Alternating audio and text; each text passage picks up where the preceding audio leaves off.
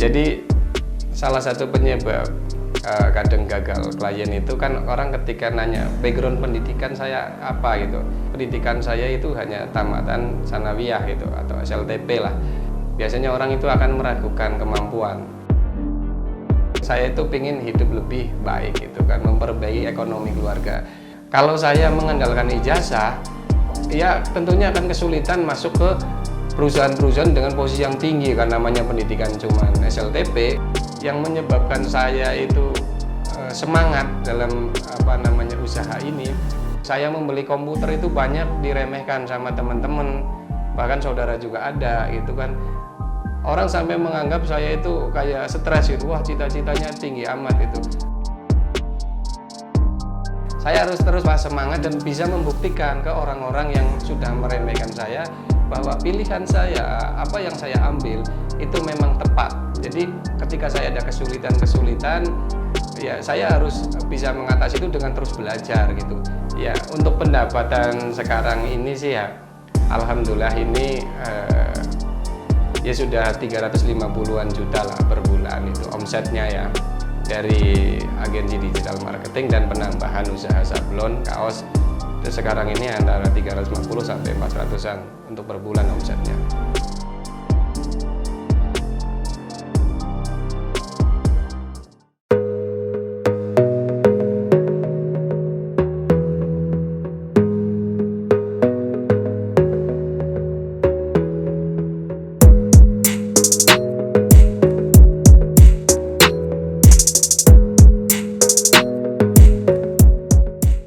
Perkenalkan, nama saya Darmanto. Saat ini saya adalah Direktur dari PT Surya Edukasi Berdaya yang menggunakan merek CB Education sebagai lembaga pelatihan digital marketing. Selain itu, saya juga sebagai Direktur CB Studio Web, itu sebagai salah satu usaha di bidang agensi digital marketing.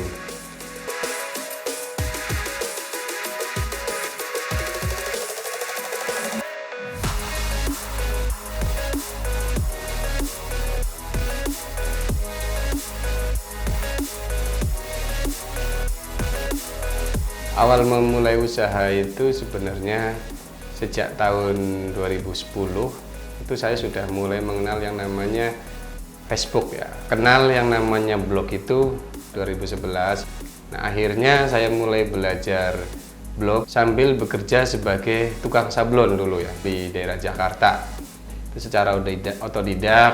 Ya, kalau malam minggu ke warnet gitu kan belajar tentang cara promosinya, cara membuat blog yang bagus seperti apa. Akhirnya di 2013 saya berani mengundurkan diri, fokus di dunia online sampai sekarang.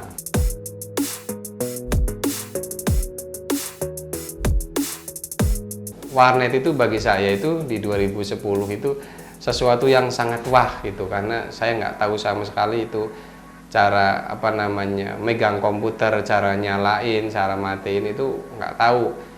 Bahkan ya sampai masukin kode billing itu aja dibantu sama anak kecil.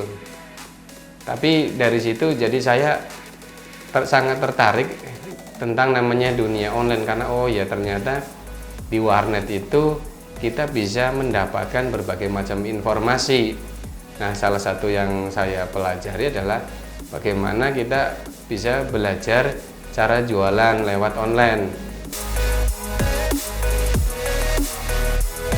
Nah, warnet dulu lebih banyak dijadikan guru saya dalam belajar cara mendesain, cara membuat artikel itu. Di warnet itu ya saya gunakan antara lain Google untuk mencari artikel-artikel dan YouTube sebagai sumber-sumber video, cari referensi untuk belajar digital marketing.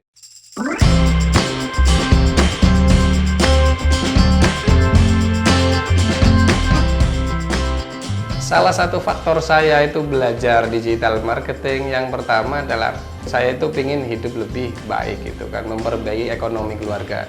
Kalau saya mengandalkan ijazah, ya tentunya akan kesulitan masuk ke perusahaan-perusahaan dengan posisi yang tinggi kan, namanya pendidikan cuman SLTP.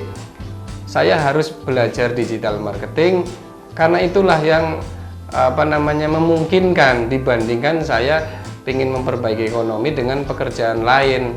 Selesai pendidikan sanawiyah ya SLTP itu saya merantau ke Jakarta di bidang bangunan dulu, ikut saudara. Saudara itu kerja di bangunan. Ya ternyata karena fisik juga ya kurang kuat istilah itu, di bangunan sebentar, akhirnya masuk sablon. Sempat keluar juga mencoba menjadi seorang sales ya, sales produk-produk rumah tangga dan sebagainya, masuk lagi ke sablon.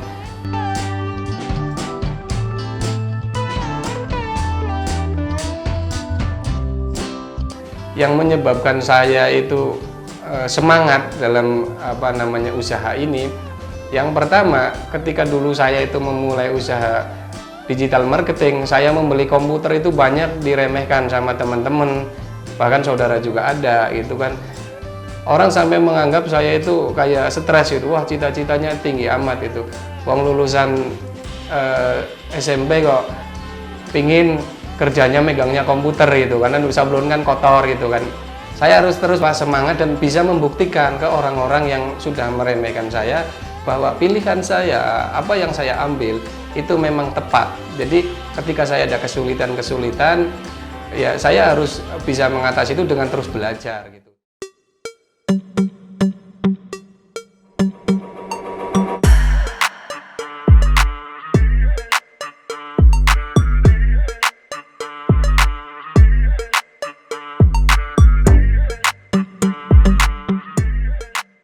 Kita datengin orang-orang yang kompeten di apa yang sedang saya masalahnya saya itu terus itu sampai sekarang itu kuncinya saya adalah mau terus belajar dan jangan sampai omongan orang yang dulu meremehkan itu terbukti. Jadi saya harus sukses itu. Jadi nggak boleh menyerah gitu. Ketika menyerah ya sudah sama saja itu gagal gitu kan. Dulu juga waktu saya pamitan dari tempat kerja, paling juga nanti kembali gitu kan, paling juga nanti minta kerjaan lagi. Nah itu yang membuat saya itu semangat agar saya jangan sampai kembali lagi ke situ dalam rangka minta pekerjaan.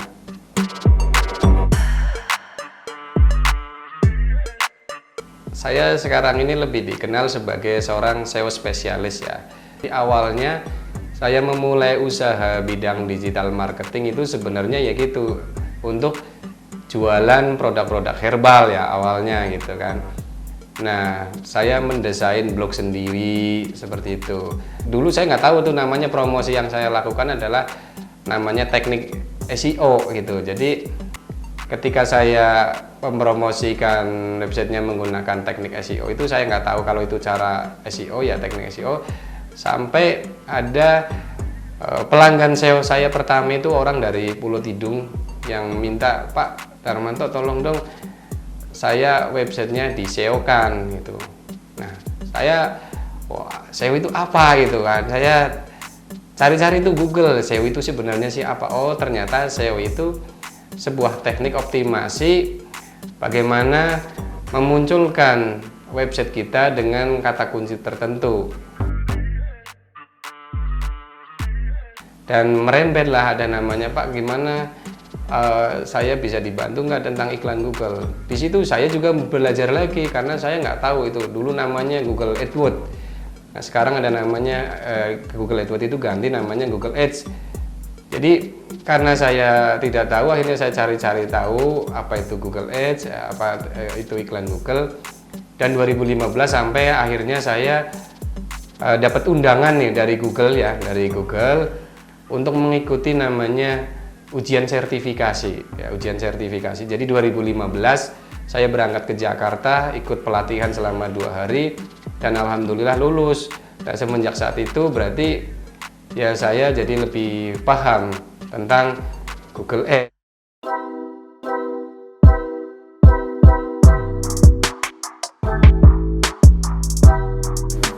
Awal mula saya memilih studio web itu karena dari teman, informasi lowongan dan saya mendaftar, terus saya diterima.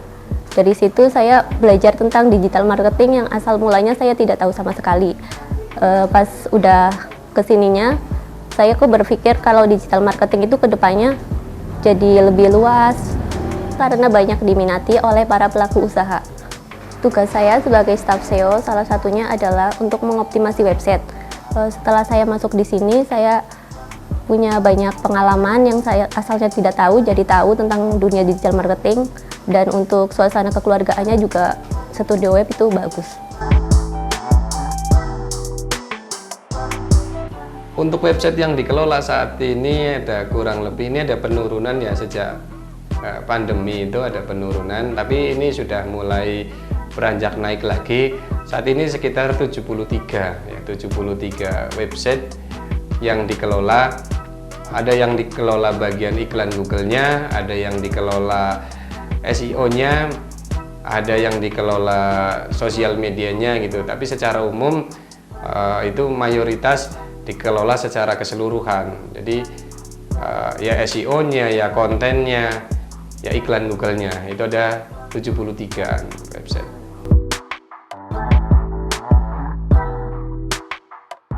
Saya bekerja di sini sudah hampir 7 tahun. Untuk sekarang saya pegang sekitar 13 web. Kemarin masa pandemi jadi banyak penurunan, biasanya sih di atas 20. Untuk manage-nya itu diprioritaskan yang web yang misalnya lagi ada masalah itu diprioritaskan misalnya pagi-pagi. Nanti kalau misalnya yang satu udah, nanti belakangnya baru ngecek-ngecek web lainnya.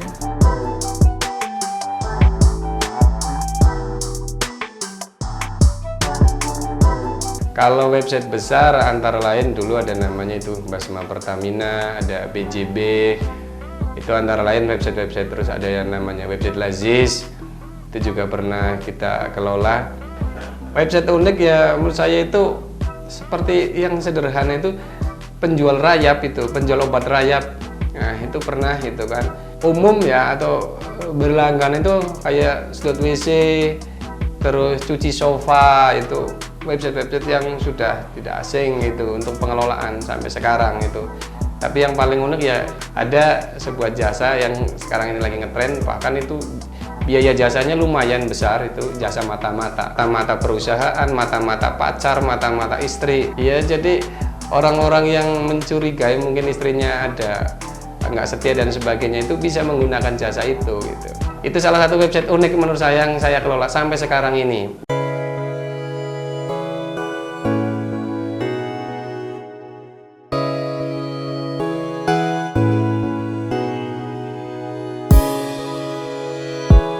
Pulang dari Jakarta merintis itu 3 minggu itu tidak ada pembeli sama sekali. Baru di minggu keempat saya mulai ada pembeli itu dari Bali, daerah Bali itu alhamdulillah senilai sekitar dulu 300.000. Jadi ketika memulai usaha sendiri itu ternyata nggak gampang gitu. Waktu di Jakarta sambil merintis itu siangnya sablon, malamnya kerja menerima orderan desain website, itu desain blog.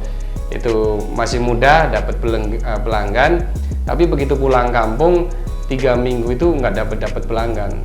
Begitu dapat pelanggan ya ternyata ya harganya ya nggak begitu bagus, karena dulu saya itu biasanya itu mentok di alamat. Orang ketika mau pesan website ditanya kantornya di mana. Lokasi saya itu di dusun ya, di desa. Jadi begitu, Mas kantornya di mana? Oh saya di dusun Keranding, Pemalang. Wah kaget, di dusun ya. Akhirnya mereka ragu-ragu, akhirnya nggak jadi gitu. Sampai akhirnya itu yang di Bali itu entah kenapa kok percaya gitu loh. Karena biasanya itu ditanya pendidikannya apa, itu kantornya di mana gitu. Saya cerita apa adanya. Nah karena cerita apa adanya itulah yang sering kadang-kadang gagal.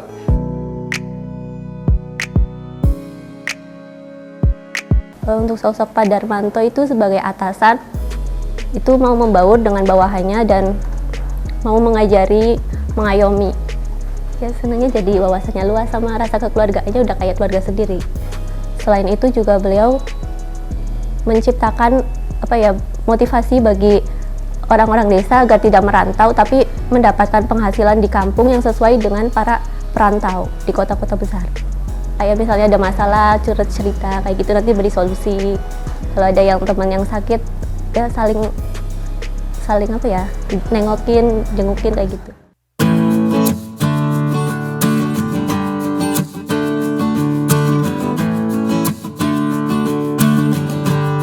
Jadi Kedbel itu kan singkatan dari Kedung Belet. Nah, Kedung Belet itu bagian dari sebuah RT ya di daerah Wadasari.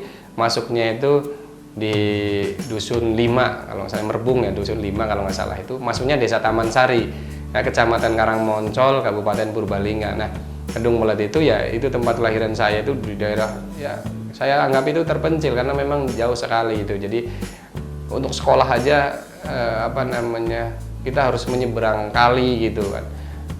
Karena lokasinya itu jauh dari keramaian gitu. Mau belajar apapun, mau belajar ngaji apa, untuk kita mau nyari warung aja ya itu harus berjalan kaki cukup jauh. Jadi itulah untuk mengenang, akhirnya saya membuat usaha kaos itu. Kita beri nama, ya saya beri nama itu Ketbel, itu untuk mengenang. Bahkan untuk di dunia online, nama-nama yang sering saya pakai itu nama akunnya, kayak di Twitter itu juga menggunakan Ketbel, di Kompasiana dan beberapa akun gitu lain itu saya menggunakan itu sebagai cara saya untuk mengingat daerah kelahiran saya di Purbalingga. Jadi karena saya berpikir saat ini itu di Indonesia itu mengalami namanya kan pengangguran yang banyak sekali ya. Jadi salah satu usaha saya untuk berpartisipasi dalam rangka menciptakan orang-orang yang kira-kira itu siap bekerja adalah namanya pelatihan digital marketing. Karena saya menyadari orang-orang yang bisa digital marketing itu tidak harus berpendidikan tinggi. Kuncinya adalah mau terus belajar. Makanya di Studio Web selain melayani jasa agensi digital marketing, saya membuka pelatihan antara lain bagi orang-orang yang ingin berkarir di bidang pembuatan website. Jadi nanti dia dilatih cara membuat website dengan menggunakan platform WordPress itu kan. Pelatihan tentang SEO, pelatihan tentang iklan Google, pelatihan untuk membuat toko online, iklan Facebook. Nah, ya bisnis itu untuk bekal, bagi saya itu bekal dunia dan akhirat.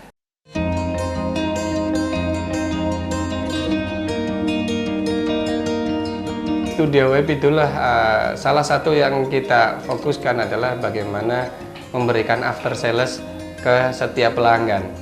Biasanya orang-orang menggunakan jasa digital marketing tertarik awalnya biasanya itu karena murah.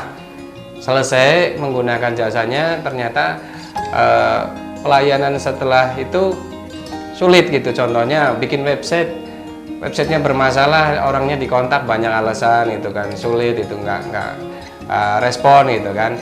Kalau website yang kita buat di sini juga kita memberikan garansi aman dari hacker, dan kalau sampai terkena itu juga kita memberikan pelayanan itu gratis secara cuma-cuma. Untuk layanan SEO-nya kita juga memberikan garansi namanya uang kembali. Jadi pelanggan sangat diuntungkan. Contoh misalkan di SEO-nya itu kata kunci yang diharapkan itu tidak berhasil masuk halaman 1, tetapi kata kunci yang lain, visitornya, pengunjung websitenya, popularitasnya itu akan naik lain gitu. Pengunjungnya juga naik. Kita memberi report rutin gitu, bukan seperti yang lain kalau itu tidak sesuai kesepakatan. Alamat kantor Studio Web tepatnya adalah di Jalan Raya Giri Tugel, kilometer 1, RT 39, RW 5, Desa Cibuyur, Kecamatan Warungpring, Pemalang, Jawa Tengah.